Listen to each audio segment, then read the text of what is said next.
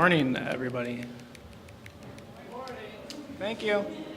I see a lot of familiar faces, which is always nice. That's why I love Grand Rapids. Congratulations to Creative Mornings for surviving 3 years. I don't know how much of you know that's an incredible feat, especially when you're all volunteer-based, so congratulations. So the theme for today is survival. So when I got the email that that's what I was chosen for, I wasn't quite sure how to feel about that.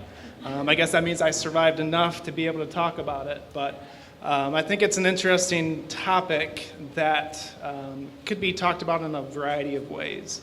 And so I'm going to kind of walk you through a couple of those ways that should hopefully resonate with a few of you, and also build some new awareness that you didn't know before you came in this morning.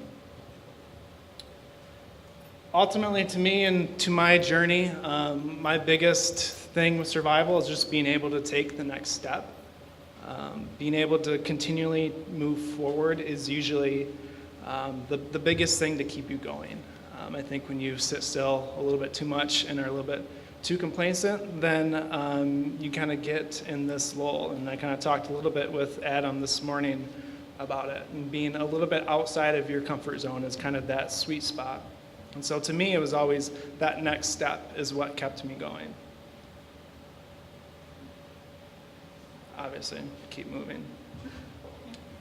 So my journey started my freshman year at Grand Valley State in my dorm room.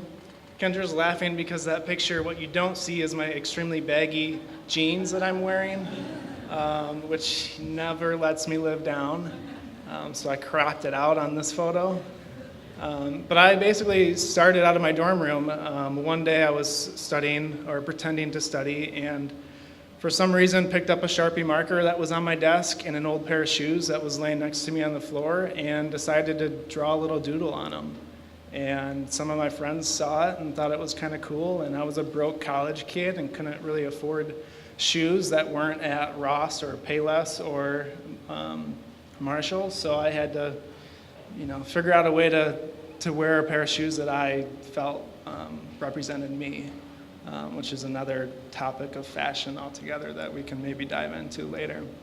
But so I basically started with a shoe and a Sharpie marker, and eventually I just kind of kept working on that and figuring out a process where you could actually design on existing shoes with special leather acrylic paints, so when you wear it in the rain it doesn't wash off. That happened a couple times, so a couple of those humbling experiences were good in my journey. But then once I kind of got to this process, the guy pictured with me is my best friend, Joe Baez. He also was at Grand Valley, and he was pursuing his career in music at the same time. And so he actually was the one that married Kendra and I a couple weeks ago. But kind of the importance of that is, in order to survive, you have to surround yourself with the right people and people that encourage you and make you better. And so that was kind of a key lesson that I've kind of continued to learn. And many of you I have met for numerous cups of coffee just to pick your brain and to meet with you guys. And that's a special part about the creative community, especially here in Grand Rapids. That next summer, I was on summer break and was able to get a summer position with the Detroit Pistons and Detroit Shock. I was teaching youth basketball camps and clinics around the state, and I was able to kind of get access into the Palace system. At that time, they had a WNBA team called the Detroit Shock, and so they played their season during the summer. And so with that position, I got a little employee ID pass that after my summer job was over, I kept, just in case. And come NBA season that fall and winter, when I went back to school, I kind of kept on to that employee pass and went to a couple games. And not just went to a couple games, but kind of snuck my way back into some of the tunnels and outside of the player locker room doors. And mainly that was because I wanted to design shoes for some of these NBA players. So literally, these 7-foot millionaire basketball players would walk by me, and shy, timid, introverted me will have to somehow grab their attention, strike up a conversation and say, hey, will you pay me to design shoes for you that you get paid millions of dollars to wear? Which I don't know why some of them said yes, but after the second, third, and fourth game of me asking and kind of building a little bit of a relationship with them, eventually Tayshaun Prince said, yeah, sure, I'll throw you a pair of shoes. So it definitely took probably 6 games for me to actually get that first pair of shoes from him. And so when I was able to do that and bring those back to him at another game and delivered them to him, he asked, well, how much do I owe you? And I was like, $500? And he was like, hold on, I'll be right back. So he actually had to go back to the locker room and borrow a couple $100 from Chauncey Billups, which I thought was kind of funny. And so all of a sudden, Rip Hamilton saw the shoes I did for Tayshaun, and so he wanted a pair. And then he wanted 3 more pair and a few more pairs. So it just kind of started evolving from that first pair of shoes that I was able to do. And then that continued to evolve into meeting other people and being introduced to other people, and eventually being able to do shoes for Chris Paul's charity auction, which ended up selling for just under $4,000. I was also able to do a pair of shoes for LeBron James to celebrate his first MVP award back in 2008. And was able to go to Akron, Ohio, and present those to him at the press conference where he received his reward. And then Rep even had me do a custom arm sleeve that he wore during the three-point shootout contest, NBA All-Star Weekend. So a lot of very interesting projects kind of became to come into not my lap, because I had to drive on the east side of the state numerous times a week to pursue it, but some interesting doors kind of opened up. But it took me 40 hours to do a pair of shoes, so I needed to figure out a way how to make this sustainable. And so at the time I was still at Grand Valley, majored in advertising and public relations, and also got a minor in entrepreneurship. And so while I was in school, I was able to formulate a business and a business plan and figure out how to do this. And as many of you have probably tried yourself, t-shirts is kind of a great way to get a lot of quantity from one design. Very cheap to produce, and everyone wears t-shirts, especially college kids back in the day. So I actually came up with a concept to do a We Run GVSU shirt, kind of a play off of the Run DMC shirts back in the day. And before I even produced one, I put a image on Facebook and already got a cease and desist letter from the Grand Valley State University before I even made a single shirt. So that was another learning experience where I had to figure out, okay, there's collegiate licensing that I have to deal with. And so it was definitely an educational process through and through, both in the classroom and then also outside of the classroom. Eventually I was able to kind of discover how you can create t-shirts and how that can be utilized, which will kind of come up a little bit later on. At that time I also didn't really want to be just a sneaker customizer. And so I started doing some more full-scale artwork that you see kind of surrounded by us. And from that Chris Paul pair of shoes I did, kind of discovered this pointillism technique. And so I discovered that there's kind of a special meaning behind pointillism and what all those little dots mean, and that there's hundreds and thousands of these dots that make up this complete picture. When you zoom in, you can't tell what it is, but when you take a step back, you see the full picture revealed. So I thought there was kind of a special meaning and message behind that technique.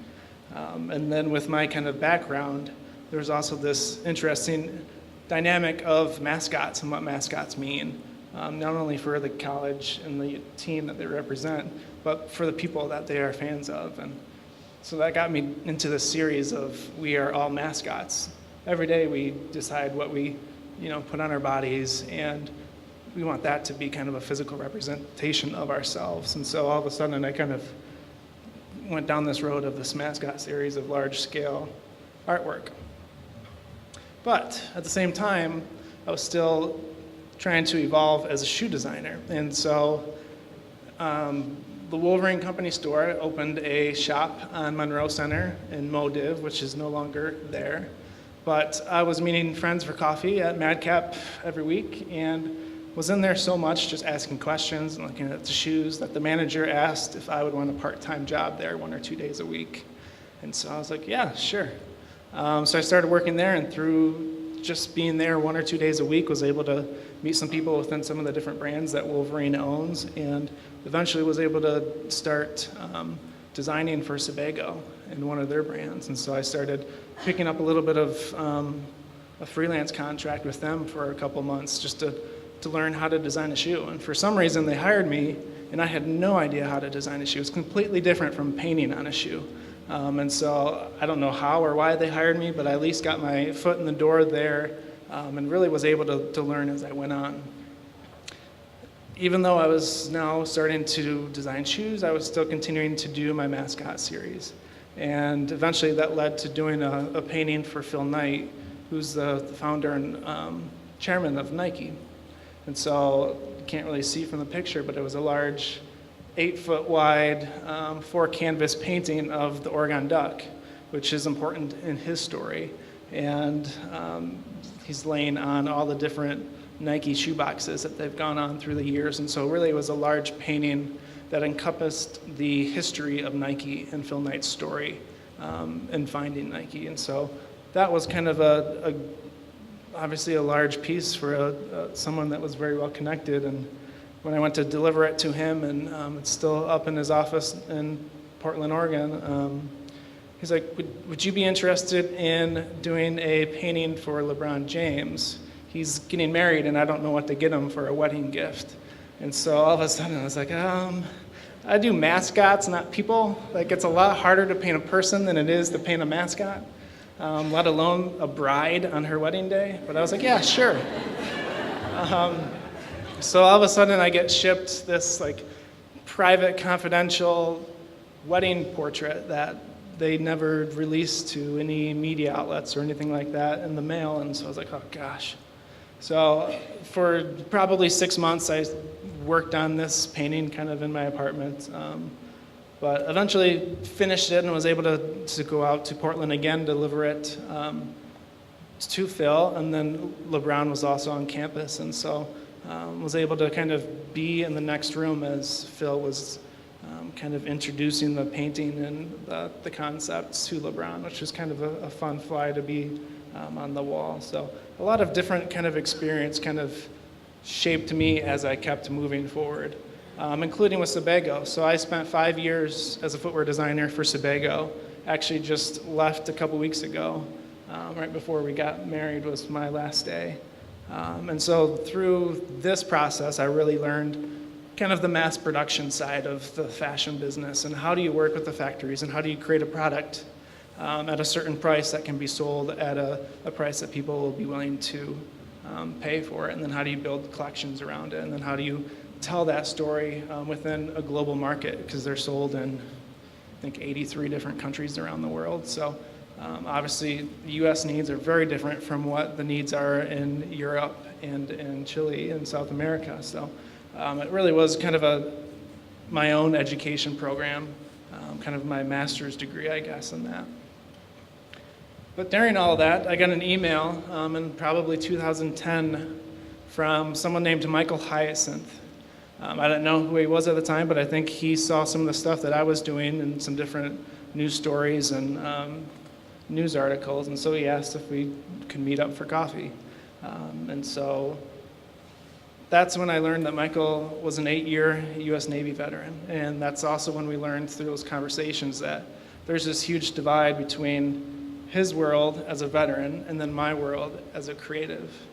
And so while I was pursuing all of these fun ventures kind of on my own, I had childhood friends that were serving in Iraq and Afghanistan. And so I was kind of at this personal crossroads where, like, you know, what am I doing, and what if something happens to them? So my personal ambition was I want to be able to do something in case something happens to them while they're serving.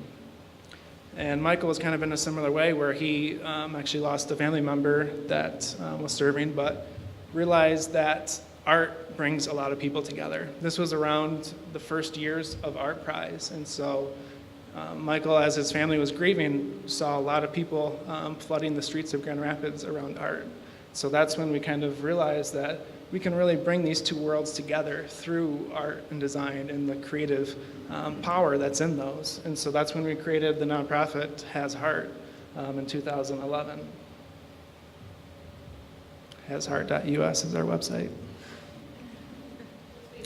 Yeah. The mission of Has Art is to utilize the mediums of art, design, and fashion to benefit, uplift, and inspire veterans. And we found that there's a powerful way of doing this beyond just what you may initially think. And we found this out through meeting a local Marine who was a quadriplegic. Michael met him at a local veterans event, and while he was in Afghanistan, he was shot in the back by a sniper that not only hit his spine and damaged his entire ability to move or walk, but it also damaged his vocal cords, so he lost the ability to even speak. And so here was this 26-year-old West Michigan Marine who had come back from war unable to move any of his limbs. His brain was working perfectly, but he had absolutely no way to express anything he was thinking or feeling. And so Michael found out that he loved t-shirts and always wanted to design one himself. So Michael called me up and asked if I'd be willing to work with this veteran and create a t-shirt that told his story. And so through working with him, obviously it's a little hard to communicate and kind of pick his brain. And so I had to ask a lot of yes and no questions because he can nod his head, yes or no. And then for order him to really tell anything he wants to say, he has a full-time nurse that has this alphanumeric communication code that you see on the screen that is a very tedious process for her to go through each row and letter of the alphabet to try and guess which letter he wants to use in order to spell out a single word. And so as I was interviewing and working with him to tell a story on a t-shirt, the last question I asked was what his definition of a hero was. And so through this alphanumeric communication code, he gradually spelled out total sacrifice. And it took probably 6 minutes for him to even spell that out to me, but that ultimately was the message that he wanted to get out. That even though he was paralyzed and unable to speak, he didn't consider himself a hero because he was still alive. He considered those men and women that were serving next to him that didn't make it back the real heroes. And so that was really the power of his design, that he wanted the fallen soldier memorial on his shirt with an American flag and then with this total sacrifice message behind it. So all of a sudden, this graphic design that turned into a screen print t-shirt became a billboard for a veteran to share their story. And that's when I realized there's a lot of power behind that, not only from the final product, but the process that it took to go through. And so we created the Hero series that partners one veteran with one artist with the mission to tell their story. Obviously, some of the veterans here, like DT, 85% of his body was burnt. Wasn't able to breathe on his own. Doctors thought he wouldn't even be able to walk. A couple weeks after they said that, he walked out of the hospital, breathing on his own, and will be participating in the Warrior Games this weekend in Chicago. So stories like this deserve to be heard beyond just maybe a 30 or 60 second clip that you see on the news every once in a while. And the power of design, like Chuck Anderson here, for him to be able to share his story through an artist that is well known and has the ability to tell it for him, is really kind of that sweet spot. And so that's where we found, okay, we have to keep partnering a veteran with a designer and having them tell their story. So we basically enable them to collaborate for 2 days. You can recognize Terrence here. He participated in 2015. We partnered with AIGA West Michigan chapter. And so Terrence also designed our font. I hope I'm using it correctly. Don't judge my kerning. And so we enable them and give them a platform to collaborate for 2 days. And they go through this powerful design process where the veteran simply tells their story. And the artist is there to listen and take notes and to begin brainstorming and starting to put some images to some of these words that they're saying. And this is definitely, I'm not a therapist and I don't I've been told I'm not really supposed to say this, but it's definitely a form of art therapy for the veteran, because we've been told numerous times that they haven't told any of this either to anyone or anyone other than their therapist. And so for them to be able to open up in a safe environment and talk with this stranger who wants to color a picture of their story is a little bit intimidating, but also very powerful as soon as you kind of break through into that comfort zone and really enable them to open up. And so really, as we kind of dive into their story, it's very much, and you guys all know the creative brainstorming process and what that looks like, but to do that for an individual and their life event just takes on an extra meaning and level of importance. And then so from there, the artist begins sketching ideas that kind of transform from some of the words that they're saying into symbols and images.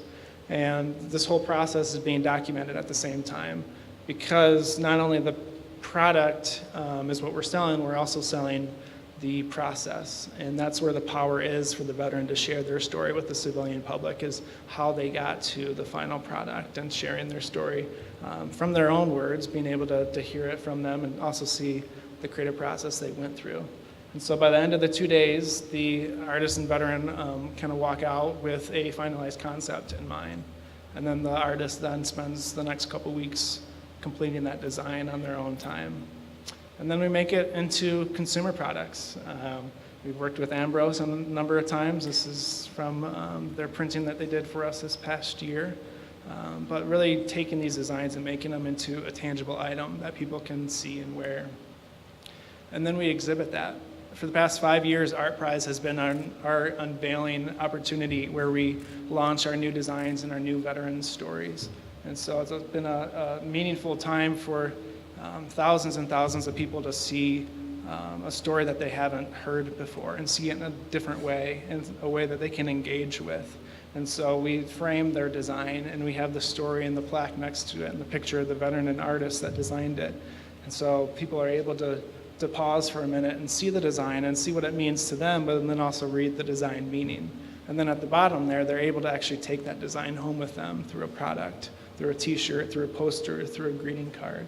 And that's when the story really starts to get out there, because they're starting to buy it, they're starting to wear it. When they wear the design, people ask them what your shirt means, or where'd you get that? And then they're able to tell that veteran story all over again. And they also make for great gift items, obviously, for anyone for gifts and holidays. So we've been doing this for 5 years. Each year we've partnered 5 veterans with 5 artists and created this repeatable platform project where it can be duplicated. 2014, we were able to partner with the Detroit Pistons. They had an NBA player at the time, Kyle Singler, who's now in Oklahoma City playing for the Thunder, but he actually studied graphic design at Duke University where he played basketball. And he always kind of wanted to keep his design skills while he was in the middle of the season, and so we asked if he'd be willing to work with a veteran. And so that kind of was a great opportunity to kind of tie in a little bit of my past experience. And so it was a really surreal moment when we launched his design at a Pistons game, and it was on the Jumbotron, and people were able to buy his design. It was on the halftime show and everything like that. So it's really enabled new opportunities for veteran stories to be heard in a different arena. So after 5 years of 5 veterans and 5 artists, we have a handful of designs and stories that continue to engage people and have them ask questions. And then beyond just designing a t-shirt, we can also do these storytelling abilities through product design. And so partnering with brands like Bates Footwear, who's the leading military footwear supplier, who's also owned by Wolverine and produces boots here in Michigan. We were able to work with them and had 5 of our wounded veterans help us design a boot that told their story. And so it's utilizing the components of a speed hook to represent veterans living with disabilities when they get home, and a red welt stitch on the shoe representing the sacrifice, and having the 5 stars on the back representing the 5 branches of military service. And so really being able to subtly tell powerful stories through a product design that people are able to consume. And as Americans, we are over-consuming all the time, and much of that is products that don't have much meaning. Obviously, camouflage has been a trend in the fashion world for years and years and continues to be a trend. But much of that is not associated to what its original intent was, and that was survival, literally, for these men and women that, our government and our people sent to war, which is a whole other subject. But as Heart is creating products, we're trying to reach out to brands and partner with brands to give a new meaning to the products that they create. Don't just add a camouflage pattern that looks cool and then go ship it over to Asia and have it be made, but let's tell a story with it. Let's make it domestically, and let's kind of create a story around it. And that's where companies like, if anyone is from Herman Miller here, we have a great idea. And we've been pitching that idea, and we think that's an opportunity where domestic brands that are producing in West Michigan have a great molded plywood story that started from military use and innovation. We have a great opportunity to tell a great story there. And so partnering with brands like them and Starbucks, we're also doing a pop-up shop with Starbucks, and partnering with Alpha Industries with our apparel partner for the project. So a lot of opportunities for large brands to participate and tell a meaningful story behind the products that they're making. So after 5 years of this, we asked ourselves, how do we impact more people? We were doing this in our part-time. Michael and I both have jobs. Michael has a family. We've been able to do all of this, but how do we do it more on a larger scale outside of West Michigan? And we needed time and resources, and the most valuable thing is time. And so when your schedule is filled with a 9-to-5 job and then miscellaneous projects and then has Heart on nights and weekends, you can do a lot, but you can't do as much as you want to do. And so internally, after doing this for 5 years, I have been kind of going through this decision-making process and asking myself, what is most important to me? Is it the ability to follow my passion and do something I love waking up to every day, or is it the ability to make money with a job that I don't have to worry about going out and getting my own paychecks, but I just continually am able to make a paycheck? And so what do I value more, the creative freedom to kind of follow the passion and the projects I want to do, or kind of the security of knowing where that paycheck and that money is coming from each week? And so as Kendra and I have been engaged in preparing ourselves to get married, that initiated a lot of conversations. What do we want to do? And then also, what do we really need to survive? Survival is an interesting concept because it means so many different things for so many different people, depending on what your situation is. For us, survival just meant we need a roof over our head, we need 2 to 3 meals a day, and some warm clothes, and cat food. Noelle needs her cat food. And so we started kind of having this vision. I've always known what I want to do 2 years, 5 years, 10 years from now. Like I know where I want to get, but how do you actually get there is the tough part.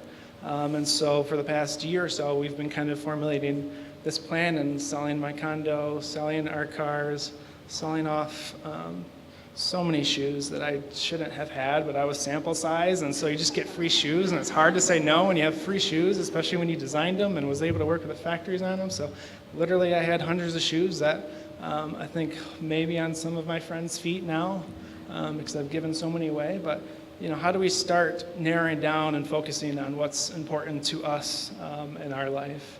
And so ultimately we got to this point where, okay, let's just make it happen. So all within a 3 weeks time span, I left my full-time job at Wolverine. We got married, went on a honeymoon, bought an Airstream trailer, and we'll be living and working in an Airstream trailer for the next 18 months, doing a 50-state project for Has Heart.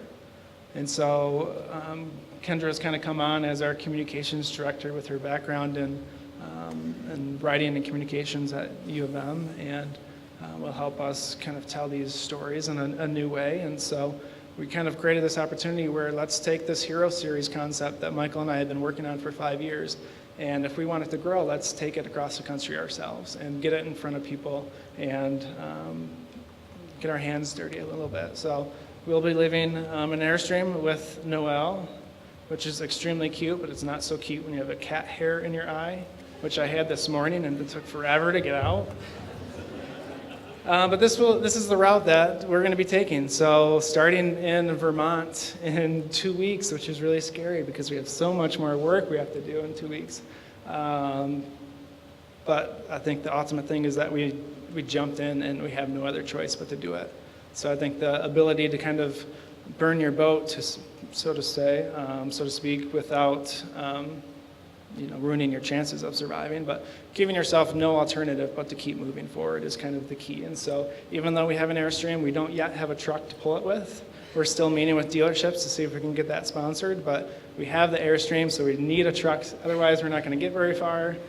But if we do get a truck in time, this is the route we're going to take, and we're going to hit up all these cities and partner a veteran with an artist in each of these cities for 2 days, enable them to tell their story. They'll create a t-shirt design, they'll create a video, there'll be a lot of photos. Each stop will have its own photographer. We'll do live social media updates. We'll have blog posts that kind of dive a little bit deeper into their story. We'll compile a lot of this into a coffee table book, and ultimately also getting media coverage as we go in all these different cities and states. So starting July 2nd, hoping to conclude it by November 18th. So by that time, we'll have 50 designs. We're partnering with Alpha Industries to produce all of those designs, all in the US, which is great. We'll have 50 videos, all 2 to 3 minute videos telling a veteran's story and the design process that they went through, and hundreds of photos. And so we'll, like I said, compile this into a traveling art museum exhibit. We'll take what we've been doing at Art Prize and expand that by 10 and take it across the country all over again, really showing the stories and the designs, and ultimately making a documentary film with all this video footage that we have and all these different stories and all the different design process, kind of behind the scenes look into what it takes. And then taking a coffee table book, enabling people to take that home with them and have it sit on their table. So when they have people come over to their house and that coffee table book is sitting there, they get to look through it and get to be exposed to these veterans' stories.